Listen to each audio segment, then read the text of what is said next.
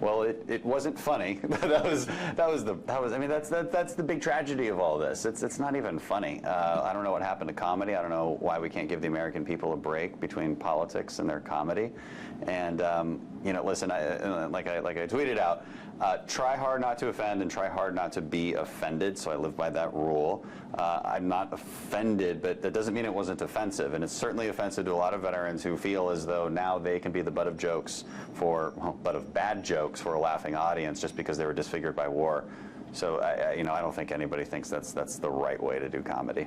And what about your family and friends? I mean, it probably hurt them even more, maybe even more than you. Oh yeah, I mean, you know, ask any candidate what it's like to run for office, and then ask their spouse.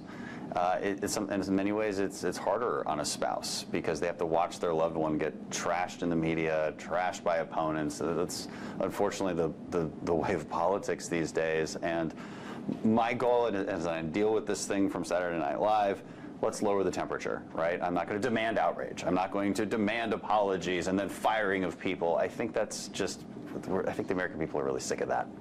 Definitely. I know some of your fellow candidates, opponents have even, you know, talked about this, come to your defense, and this is really something that seems like it's not really partisan, like to make jokes about things like this. It shouldn't be, but comedy has become partisan, and I think we see that every single day, whether it's on the late shows or this example. It has, and we have to be honest about that, and that's the world we live in. If you could talk to Lorne Michaels, the executive producer of the show, I mean, what would you want to say to him?